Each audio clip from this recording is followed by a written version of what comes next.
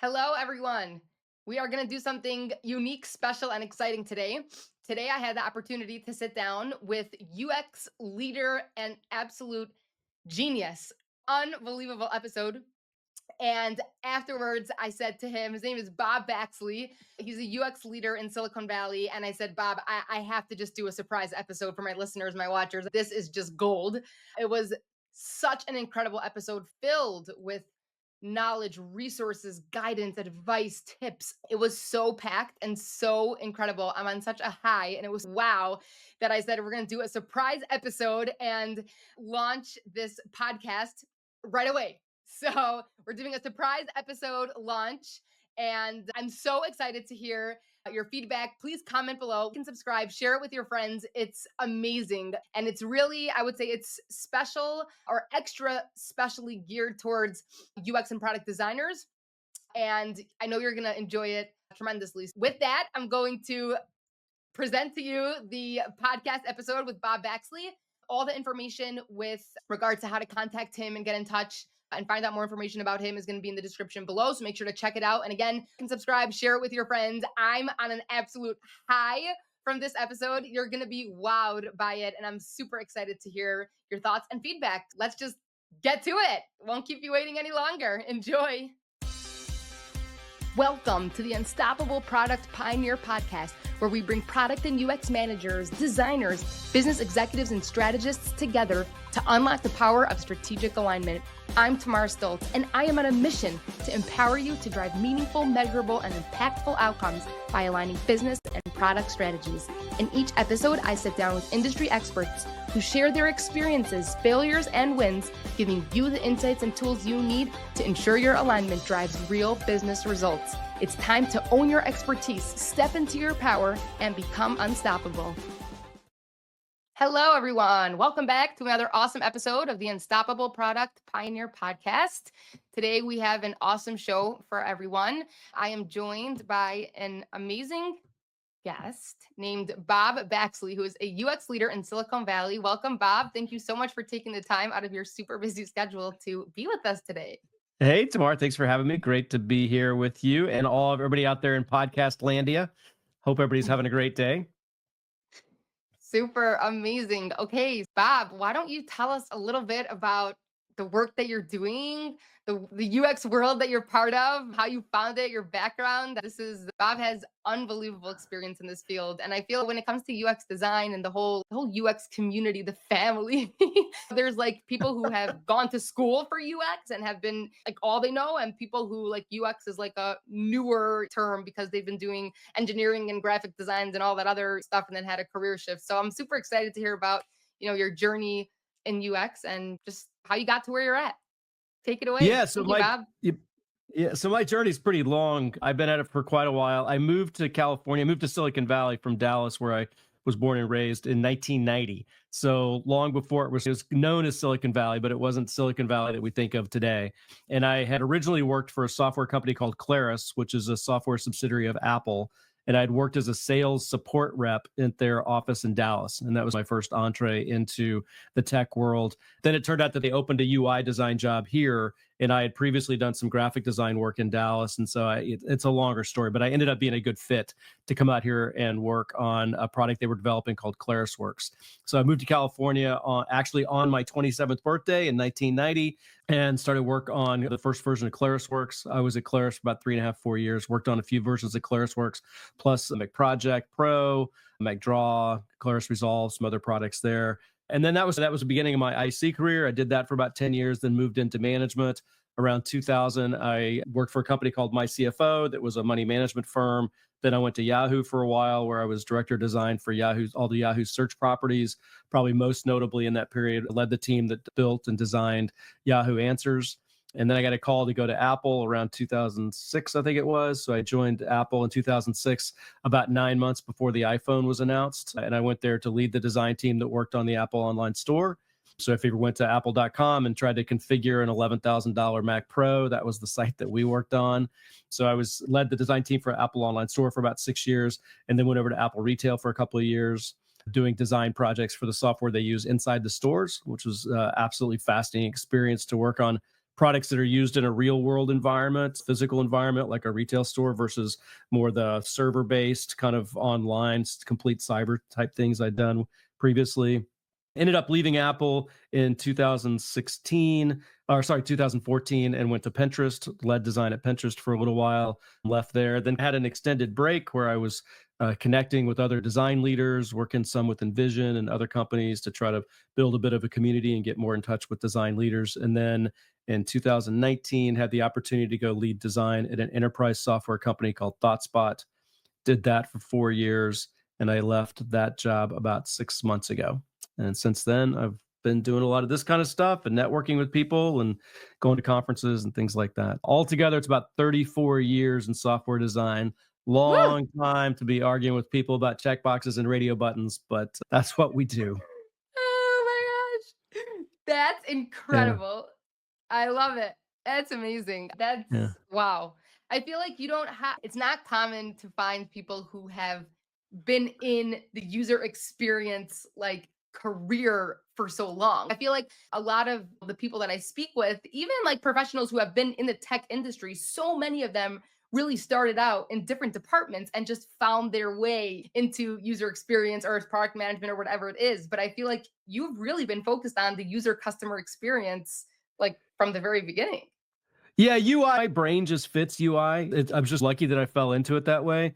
Looking back at it now, I could have never said this at the time, but looking back at it now, what I realized is that in high school, I instinctively began to become a maker, someone who made things. And in high school, I was in bands, I was composing music, I was a very active photographer on the high school newspaper and annual. I actually worked for a commercial paper when I was in high school as well. And I just thought I was going to make stuff. And then I went to college. I actually studied film, thought I was going to go into the movie industry. Also studied history, so I got a degree in history and a degree in film. So then when I got out of college, turns out it's hard to get a job that combines history and film. That's a tricky thing. I went to music school briefly, then came back to Dallas. Ended up starting a graphic design studio, a desktop publishing studio in like 1985 when Macs were still very new. So we were doing low end graphic design on little bitty Macintosh screens, which was very novel at that point in time. But we were making stuff. And then somewhere along the way, I just decided I didn't really want to have my own studio. I didn't quite have the entrepreneurial skills or zeal or knowledge to know how to scale that. In retrospect, there was a big opportunity to scale it. I just really know how to do that. And so I ended up sending out, I just decided one day I wanted to work for I wanted a regular job and I wanted to work in the tech industry. And I literally sent 107 resumes in the mail, like little Christmas cards. I put them all in the mail to every advertiser in one particular issue of Macworld magazine. And two of those came back as job interviews. So I'll just repeat those statistics to anyone out there looking for a job. I applied with physical resumes and cover letters to 107 companies, and I got two responses, one of which turned into an interview that just luckily turned into a job. But it's a less than 1% hit rate. But that did turn into a job, as I mentioned earlier, with Claris, which was initially a sales job in Dallas. And then I was able to parlay that into a design job. And I've come to realize more recently, that the sales job was much more instrumental in my career and I think my eventual success than I realized at the time. And I encourage everybody who's out there looking for design jobs, that's struggling to find a design job, to at least think for a moment that maybe sales might be a good way to get started. Because when you're working in sales, for one, you get in the company, which is a huge thing. You get in the company, you start to build your network and understanding of how the industry works. So that's absolutely essential. Two, you actually learn how to manage your calendar and how to show up for work every day and be part of a company, which is a whole other set of skills, which is non-trivial and not something that you instinctively know. Three is you end up talking to customers all the time. So you start to understand how to talk to people, what their problems are, how the issues they're dealing with the software. You start to understand how to tell the story of the software because you have to demo it all the time, which is obviously a really critical skill when you're doing sharing design work later. And then you have to like listen to people and try to coach them through objections, understand the issues. So there's a lot of those soft skills and understanding skills and empathy skills that you get in a sales capacity, in addition to the fact that obviously you've gain a much richer understanding of the business. So you're immediately connecting that thread of what the company is doing from a business perspective with what's happening on the product side. So I've come to think that many designers would be well served by starting in sales. In sales for 6 to 12 months. I don't mean having a 5 year stint in sales and then move into design. I don't think you don't want to lose the desire to go into design. But I think there's something about getting that sales experience at the beginning. And I don't know this. I haven't looked for a sales job, but my sense is that it would be easier to get a sales job than to get a design job just because salespeople generate revenue. And so my sense is that those jobs are a little bit more available than some of the design jobs are right now. Wow, fascinating. Whoa. There's so much there. Oh my gosh, Bob, this is wow. I could talk about this for months. Don't worry, everyone. We're gonna keep this. Maybe we'll do like an episode series, like a 3-part series with Bob. I don't know. Okay, comment below everyone what you want. But oh my gosh, okay, my gears are just like turning so fast. There's so many things there that you said that I wanted to go back on. But one of the things that just really stands out is so you went to school for film and history, ended up applying for jobs and landed a sales job, right? So Yeah. I'm so curious, and I think, and thank you for walking through just some of those ideas and qualities and traits and behaviors that you see coming, reflecting or connecting design and sales. Like I find that fascinating. I'm not sure I ever even made that connection or comparison, but I'm so curious, like when you got that first job, just where you were coming from and like that the maker, you said that you wanted to make things, you were making things, this creator like mindset. How did you like find that sales position to be? Like, did you enjoy being like a salesman? Was that something that you enjoyed? And then that's the process that you laid out for somebody going from sales a few months later then to design. Is that the process that you took to then get in design? No, look, I think a lot of times when people think about sales, they think about lead generation and that you're sitting on a call and you're, trying to find somebody inside the company who doesn't want to talk to you and you're trying to get a meeting with them. That's not really what most entry level sales jobs are like. And it's not the kind of job I had, and it's not the kind of job that most of your listeners would get. What you would likely get is some sort of sales support job. And what that typically means is that you're the product expert that comes in after the main salespeople and you're helping to answer questions and to do demos of the product and to help the customer understand how they could apply the product in their context. You're actually not, it's not Wolf of Wall Street type stuff. So it's not that kind of anxiety. So my job at Claris as a salesperson was mostly I was the guy that did the demos. So there was a set of demo scripts that came out from corporate, and we had to memorize those demo scripts. And we were showing not ClarisWorks at the time, but Mac Project and FileMaker and Claris CAD and Mac Draw. There was a basket of routines that I had, if you will. And they're like stand-up comedy routines, and you have to know them. And then I would fly around at that point, I was flying around the central time zone and going to McDonnell Douglas in St. Louis or going to companies in Dallas and Houston, Chicago, like wherever. And you would show up and you'd be wearing, at that point, you'd be wearing a suit, and the salesperson would get up and there might be a room of 5 people who are the buyers. There might be a room of 100 people who are the engineers who might use the product. And you have to get up and give the demo, and it's a show. And so it's very much like a stand-up routine because you give it enough that you start to make it your own flow. You start to understand where the jokes are, which punchlines are going to land. You start to get used to that rhythm of being in front of the audience and being able to pitch. And when design, in the design world, we talk a lot about storytelling. I don't really think it's storytelling generally.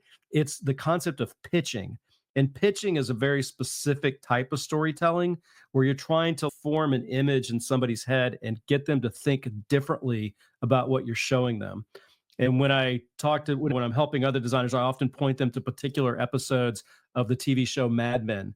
And if you watch, there's 2 particular times where Don Draper pitches something. The most famous one is towards the end of season 1, when he's pitching the Kodak executives on the new name for the carousel, which is the slide wheel device that they had. And they originally wanted to call it the wheel.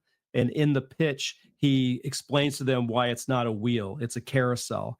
And it's just an absolutely stunning example of how to pitch an idea and completely change how people are thinking about something. And that's something that you learn from being in sales. That's something you learn from having to give the same talk over and over again. And if you can learn how to pitch and change how people are thinking about stuff, you're going to have a remarkable design career, because ultimately that's what UX design is. You're trying to get people to think differently about their work or a workflow or a problem space. And so a lot of the stuff that I have done in the last 10 years as an executive is being able to go into a room with whoever and set them up and say, this is how we've been thinking about it from so far, but then let me walk you through this path and get you to this other way of thinking about it. And ideally, by the time they leave the meeting, which could be half an hour later, like their whole mind has just been shifted. Another great example of this, if people want to go study it, is just go watch the original iPhone announcement from, I think it's January of 2006, 2007, the Macworld announcement where Steve Jobs unveils the iPhone. And then just like really look at that and analyze how, and you have to imagine that, you have to put yourself back in history. When everybody walked into that room and tuned in to watch that announcement, everybody watching had a Palm Treo or similar device in their back pocket, a BlackBerry style device. And everybody that had that BlackBerry style device was convinced that was the most advanced technology on the planet at the time. They thought they were living in Star Trek. That was the coolest thing ever. And somehow 30 minutes later, by the time Steve got finished explaining the iPhone, everybody thought that same device was absolute garbage in ancient history and wanted to throw it in the dustbin. Like, it is just transformational how he got everybody from this place to that place in about a 30-minute span. And that's what I mean by pitching. And that's what you learn through that's what you have the opportunity to learn through these sales jobs. Wow. Wow. That's fascinating. I'm sure, like everyone that's listening and watching, you just want to put a pause on this episode and just take a moment to really observe and think about that, because there's just so much there, right? Like it's fascinating to view the way that you're like painting a picture, right? As a product or UX designer, really as anyone who's in a leadership position who has the ability to influence and to make change and to take something either that's a problem and come up with an innovative solution, or take something that's just status quo, it's working, but make it better. Just trying to visualize what it would look like for someone to get up. I'm just picturing you going and pitching this idea, or I'm picturing the examples that you gave with Steve Jobs making his announcement. I have to go watch it, but it's fascinating to view UX or design leadership or any form of leadership like from that lens. That's so fascinating. Wow. That's the job, right? Your great software products reinvent how people think about a space. Facebook didn't invent it, but the idea of infinite scrolling, for example, like that's a whole new way of consuming news. That's just a radical departure from fixed print newspapers or magazines where there was an object and that was it. That was the bounds. And when you go to infinite scrolling, it's a completely different way of thinking about information. And we can debate whether it's good or bad, but I will tell you it's completely different. And so how do you sell those big ideas? Think about the first time they sold a spreadsheet. And some of these ideas, once you see them, they're self-evident that they're better. But there's many other ones that you have to walk the person through and help them understand. And if you're designing at a really foundational conceptual level, you're world building and you're creating an alternative way of thinking about the problem space. And you have to find ways to bring people into that new world and help them understand the benefits of thinking about it completely differently. And that's a difficult skill to hone that takes years and years of practice to figure out how to do it. And it's something you have to pay attention to and realize it's a skill that you want to acquire.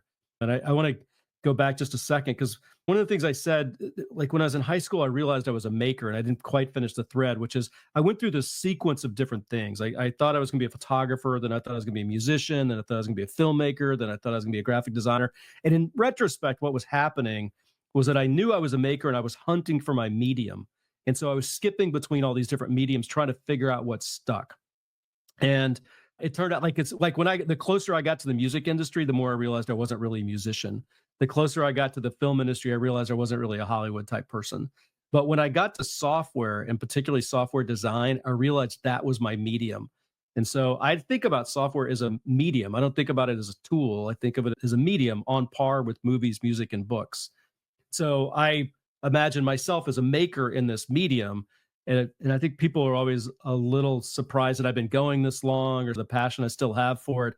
And for me, it's an interesting question, because you would never ask that of a novelist, or you would never ask it of a filmmaker or a musician. Of course, they just keep going because that's what they do. They are makers operating in their medium. Nobody questions why they're writing another novel or making another album. That's just what you do. And for me, I'm a software designer. That's what I do. I just go make more software. It's not about me trying to get out of the industry. It's not a job to me that way.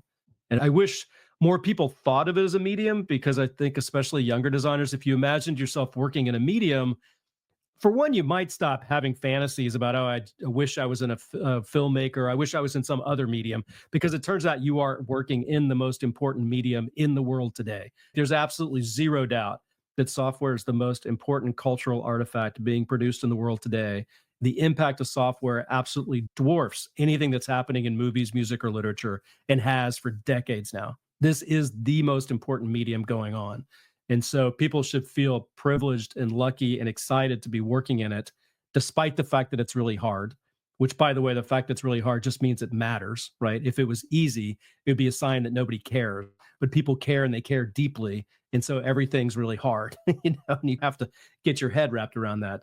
The other thing is, if you thought it was a medium and yourself working in the medium, you would probably study the medium, and you would probably study some of the people who've been successful in the medium. And you would have your collection of favorite apps and favorite interactions and favorite screens. And you'd have a collection of your favorite designers, and you would know a lot about them. So if I was a young saxophone player and you were asking me about my art, my medium, I would go off and I would tell you all these albums and these particular saxophone players and these little riffs, and I could tell you all about them. If I was to talk to a young designer today, even a super passionate one, and I do this all the time, I'd ask them, who's your favorite designer? And they can't really come up with anybody.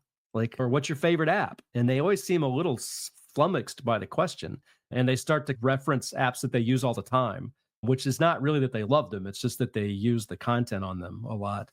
And I think that's a real miss for people. If you're a young designer, I strongly encourage you to try to understand the history of UX design and where all these foundational ideas came from. There's a lot of places to get that knowledge, but I would hope that people would start to realize they're participating in this long legacy of designers. Like anybody working today, you're not the first person to encounter that problem. We're not the first designers to struggle with our clients, which is what our PMs are. We're not the first designers to struggle with the business and try to understand that, or how to scale, or how to be appreciated, or how to get our ideas pushed through. It's been going on for centuries. You should tap into that longer thread, and I think it will help you feel that you're part of something bigger than just yourself, and that you're not isolated in time and having to solve these things from the ground up the first time, which I think would be, I actually think it would be pretty comforting for people if they could connect with that longer thread of design history. Wow. Oh my goodness. This is amazing. As you were saying, going through your process and like your journey of trying things out, it's actually a little bit of a wild thing, but I'm listening and I'm remembering exactly the journey that I took, which was very similar. I started out as a drummer. This is high school. I was drumming and I loved drumming and I always loved music. Come from a very musical family. And still today, I have my drum set. Actually, my husband also drums. So we totally have the drum set, but it wasn't really my thing. And then I started a photography course and I always loved taking pictures and videos and I got all into my photography, but I don't know, it just fizzled out. And it wasn't until I found UX design that I really was like, wow, like this is cool. But what's interesting is thinking back, the way that I viewed like the career and the job and the role was, and why I felt like I would be perfect for it, was actually because I'm a problem solver. Like I'm naturally a Mhm, mhm, creative mhm. problem solver. And the way that you're painting this picture is so fascinating to me because looking back, I'm literally having this aha moment right now. So this is such an exciting episode, everyone. This is a really exciting episode. I'm having this moment of the challenges that I encountered as a UX designer were very much because my brain is wired to be a leader and to be a creator and a maker and a builder and an entrepreneur. And I'm wondering what would have happened if I could talk to Tamar Stoltz 6 years ago and said, look, not only are you a problem solver, but you're a builder, you're a creator. You have the ability to take a problem and have a vision for how we can get there. And I wonder if that would have helped me reframe the challenges that I encountered if I would have viewed myself as a leader and a maker and a builder and not just a creative problem solver, because the problem Hmm. Hmm. solving is so much more reactive, whereas the leadership and builder and maker is so much more proactive. Yeah, yeah, yeah. Yeah, well, look, I think a lot of designers and design leaders are reactive. I think design as a practice is when I talk to other designers, the way I kind of, as I'm looking at the way I witness it, it does seem to be a very reactive field. It feels like it still has an agency mentality and a service model to it. And I see it's not that there aren't some people out there. There's just very few people that are coming up with their own ideas and pushing them through the company. And I think that to the degree I've had professional success and had success in these various companies like Apple and Pinterest and ThoughtSpot, it's because I was able to generate my own ideas and create my own vision of what I thought we should do and where we should go. It's not that I wasn't also doing the best I could to service the ideas or the challenges brought up by others, but I also had my own ideas and thoughts that we would put in there. And that's what the organizations really wanted. They don't want a design team that's just going to execute the obvious things that are the obvious ideas that are coming out of engineering or product management. And in fact, if your design team is doing nothing but giving face to an obvious idea coming out of product management, then you're not really designers, you're production artists, which is fine. The production artists definitely have a role in the world, but it's not a high value role. It's one that's going to be pretty easily replaced by AI in the next 5 years. And it's frustrating. So I've told my team for over a decade now that one of the benefits of working for me is that I'm fortunate in that I've always been able to position myself so that I had the ear of the decision maker. I don't always report to the decision maker, but I always have the ear of the decision maker, and I can always get to them very easily. And the decision maker is the person I define as the one person in the organization that can change the date. So if something's not good enough, I can go to that decision maker and I can say it's not good enough, and they can relax the date and get us more time. So that's the decision maker. Sometimes it's the CPO, sometimes it's the CTO, sometimes it's the CEO. It's who can move the date. That's the person you want to get aligned to.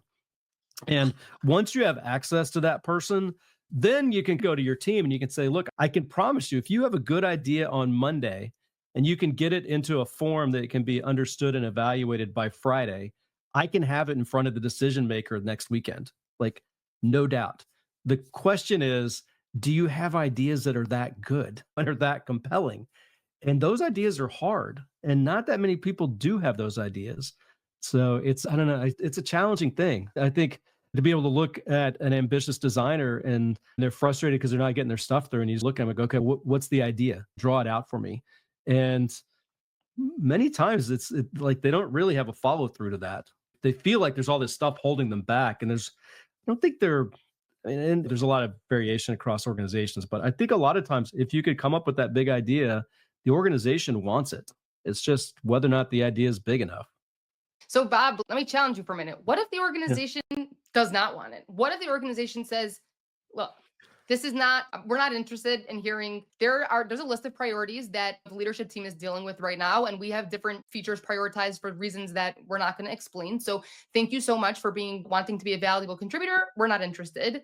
Or speaking to the listeners who are thinking, that's nice. I have a long list of great ideas, but I don't know how to approach leadership and to talk to them and conduct a conversation that will be meaningful to them and resonate with them with language that they understand. I know what my designs would look like and why they would be beneficial for, let's say, user satisfaction scores, customer retention. But how do I then go and have a conversation with someone who's in a leadership position as a product or UX designer?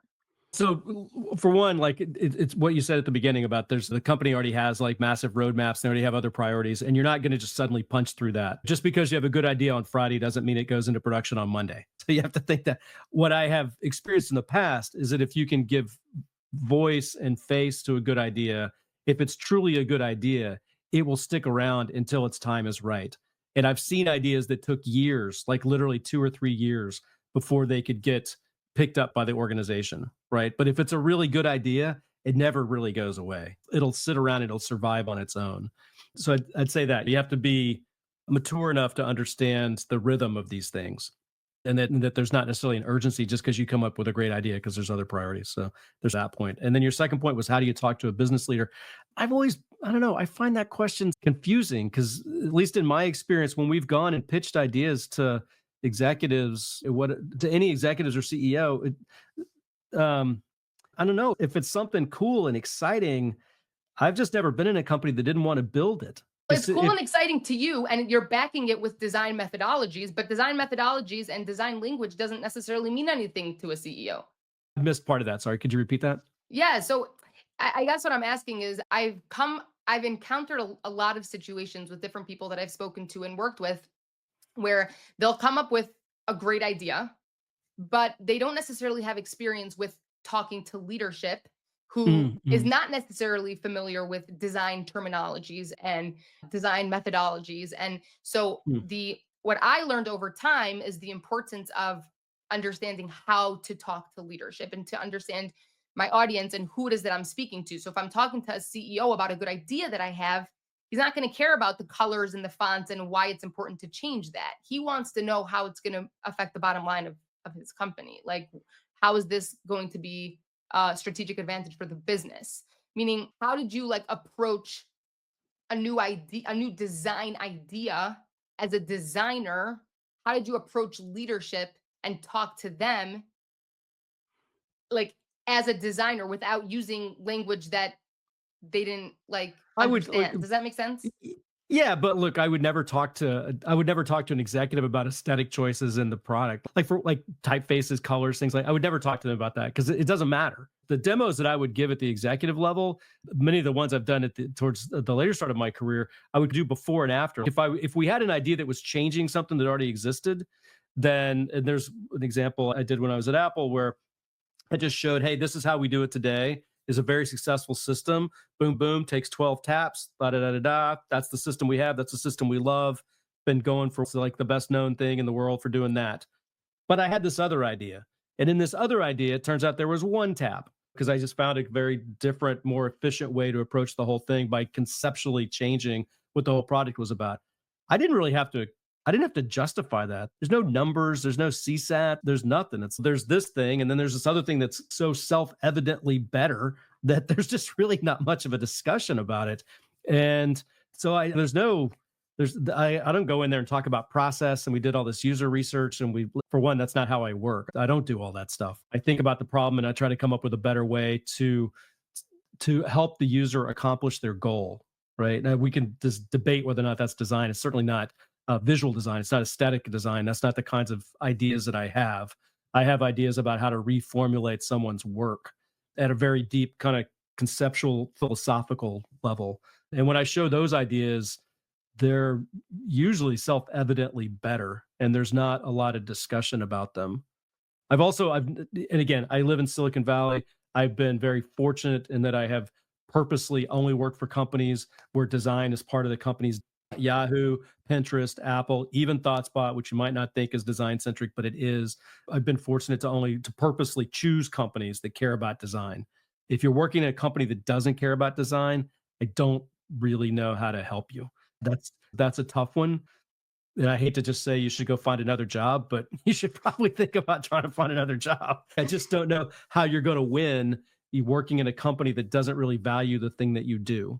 Right. Um, Because unfortunately, Bob, that actually is something that a lot of people are struggling with, which is I wouldn't say that that the organization doesn't care. I would say it's more that the organization doesn't have a deeper understanding for the value UX design as a whole.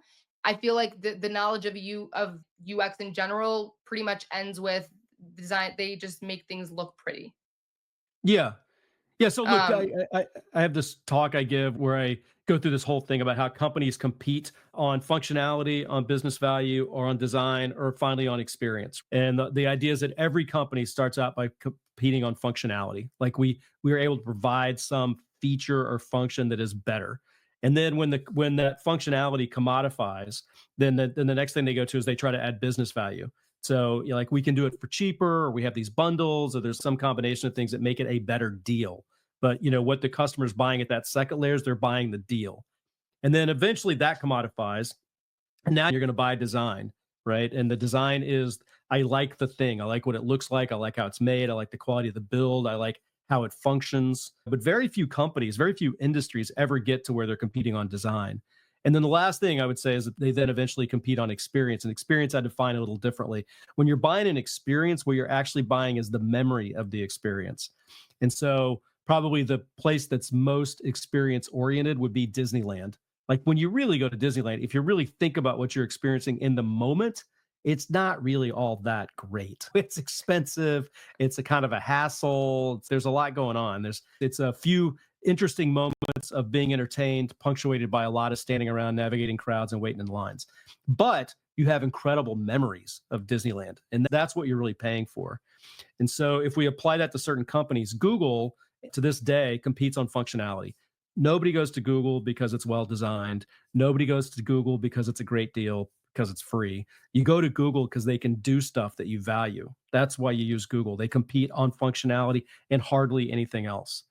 Then you look at Amazon. Amazon has all the functionality of every other e-commerce site, but they're a great deal. Like you buy stuff from Amazon because it's a great value. That's what pulls you there. It's what pulls you to Walmart. Walmart's a horrible shop. In physical stores, it's not a great shopping experience, but they've got everything. So functionally, they've got it covered. But the next thing is you feel like you're getting a deal. So you go to Walmart because it's value. And then, like, how many companies go to design? Not that many. Like Apple went to design, and that was a strategic decision by Steve when he came back in 1997. He surveyed the landscape and he said, if you look at the PC market, Dell is driving all the margins to 3%, and they're going to compete on business efficiency, and they're just going to work out of supply chains, and they're going to be able to survive making grocery store margins. And he said, I don't want to do that. I want to get 35% margins for consumer electronics, which is absolutely unheard of. And the way we're going to do that is we're going to compete on design, and design is going to be the thing that we are known for. And not delivering great design at Apple is an existential threat to the company, because the reason people transact with Apple is because of the design. So Apple as a company has to be completely focused on design, because that's where they can fail, right? Amazon can fail by not providing good prices. Google can fail by not providing good features, basically. You can think about it that way. And so you have to ask, what is my company competing on? And unless you're in a company that's really competing on design and it's something that they're selling, it's going to be hard to be a designer there. Just go talk to people who work at Amazon. It's really tough to be a designer at Amazon. It's really tough to be a designer at Salesforce. Like, oh my God, Salesforce. It's difficult to be a designer in those kinds of environments that design's not moving the needle for the business. Again, I'm not sure I got a lot of great advice for you. If you're in those environments, you're swimming upstream. I hate to just be the realist here, but you're swimming upstream when you're in those organizations. And at least to date, I'm sure there are exceptions, but from what I've been able to see, I'm unable to identify a company that added that added design as something they care about after they were founded. Like, my instinct right now is that if you don't have design in the founding of the company and the founding DNA of the company, you never add it later. So if you look at the companies that we think about as being design led now, Airbnb, you might put in there, Slack, Netflix for sure, Disney, like all of those companies had a care of design in the beginning. Like the founders cared about it. It was right there from the start. You can't graft it on later. I think Microsoft is struggling to graft it on. Amazon is not struggling because they don't seem to really care. I think it's always been uphill at Google. Facebook, I think it's a little unsettled in the master Facebook product, the main Facebook, the Facebook proper product. I think Instagram has a design culture underneath it that might be missing from WhatsApp and whatnot. Yeah, I'm not sure a company can convert and become an adherent to design after they've been founded. Fascinating. Oh my gosh. Wow. So many amazing things here, Bob. This is incredible. We're coming at time to wrap up, and one of the things that I am very passionate and strong about is that we finish each episode with one practical, actionable next step for our watchers and listeners to take away, whether it's, a piece of advice. And I know for me, my gears are turning so quickly. There's so much that you've given us. I'm going to have to watch and rewatch and write and rewrite. This has been an unbelievable episode. But if there was one message that someone gave you, a mentor, or just, I don't know, one piece of actionable advice, resource, idea that comes to mind. Yeah, probably one of the most useful practices I've had professionally is I journal a lot. I have Moleskine journals. I got a bunch of them. I got 3 of them right here that I take notes in every day.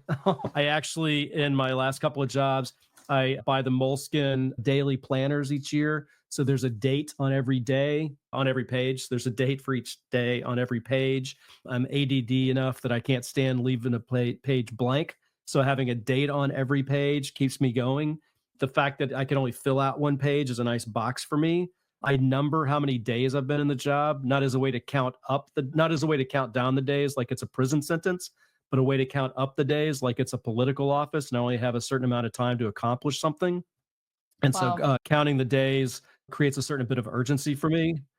And each day I write about the interactions I had. What was the meeting? What was the takeaway? Some of those days will be filled with ideas. Oh, I thought about this. I thought about that. I'm connecting these dots. So there's something about, just for me, taking the 5 minutes at the end of the day to record some thoughts, and you eventually start to connect things together. And so if you looked at my journal from ThoughtSpot, and I was at ThoughtSpot for 1,095 days, my goal was to get to day 1,000. I got to day 1,095. If you go through there, you can see the genesis of a lot of ideas related to reorgs, related to feature ideas, related to how we should be thinking about our design system, about hiring things that how I need to think about hiring, about our career ladders, like a lot of functional, practical things I was trying to work out had their origins in my daily journal practice. And so I think that's been invaluable. It's also this interesting historical record if I ever wanted to go back and mine it, but it's less about that and more the practice of sitting down and writing, not on a computer, by hand, with pen and paper, makes you think, because writing is not recording, writing is thinking. And so just taking that brief moment each day to think, like purely think, is incredibly useful. Yeah. Yeah. Wow. That is amazing. Writing is not recording. Writing is thinking. Yeah. Wow. That is fantastic. This has been unbelievable. I'm sure everyone that's watching and listening is just wowed. Really wowed. This was really incredible. Bob, thank you. Thank you so much for taking the time to share your experience, expertise, wisdom, like just incredible knowledge. It's really, wow. It's really powerful. And I really appreciate you taking the time to share it. And I know everyone's walking away just really encouraged and motivated and really probably very deep in thought. It was really great. So thank you so much. Yeah, thank you. Thanks so much for having me, and thanks everybody out there for listening. I really appreciate it. Yep. Okay. Thank you everyone for Okay. tuning in. Make sure to like and subscribe, and we'll see you on the next one. Thanks everyone. Thanks for tuning in. I hope today's episode gave you a fresh perspective and some actionable steps towards aligning your product strategy with your business goals. Remember, you have the power to drive real change in your team and organization. If you enjoyed this episode, please subscribe and leave a review. It helps others find the show and supports us in bringing you valuable content. And don't forget, alignment isn't just a buzzword, it's a journey that we're all on together. So until next time, keep pushing for impact and making a difference.